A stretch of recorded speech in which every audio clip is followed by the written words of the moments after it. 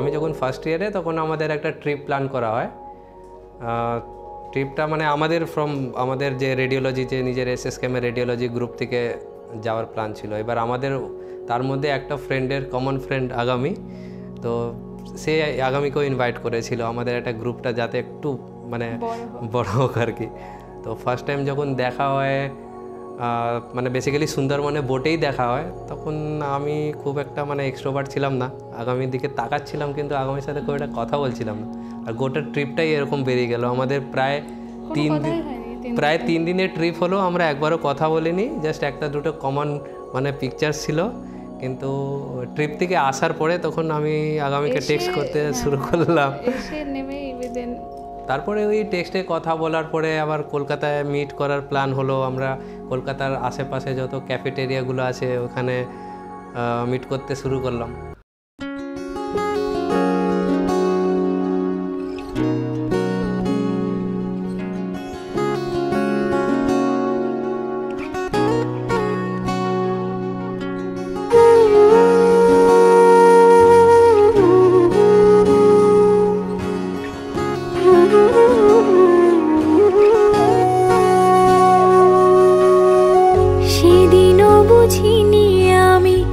যে চোখে পড়েছি ধরা এভাবে আমার হয়ে যাবে,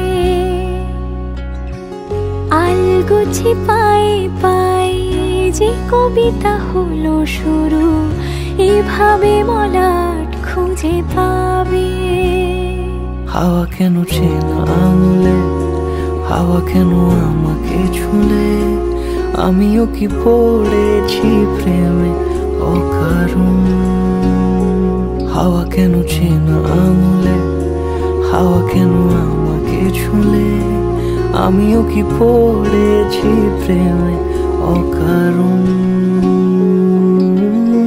সেদিনও বুঝিনি আমি যে চোখে পড়েছি ধরা এভাবে আমার হয়ে যাবে,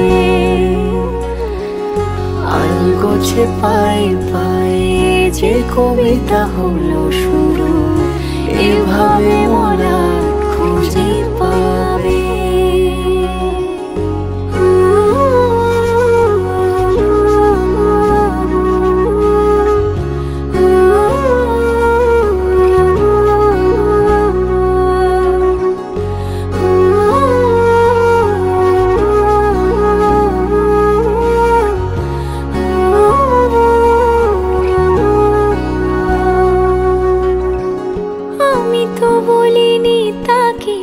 সাজানো সিঁড়ির বাঁকে তবে সে কেমন করে বুঝে নিল সব।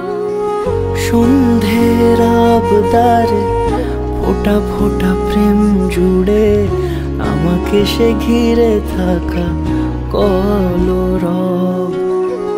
রূপকথা ছুঁয়ে যাক সে শুধু আমারই থাক, দুটি চোখ জুড়ে সারাক্ষণ।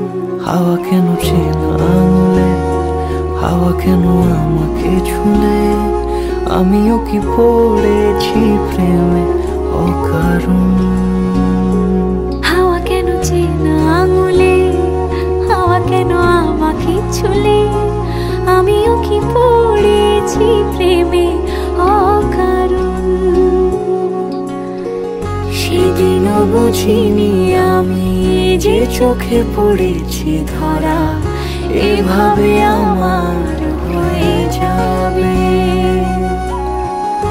আলগোছে পায়ে পায়ে যে কবিতা হলো শুরু এভাবে মলাট খুঁজে পাবে।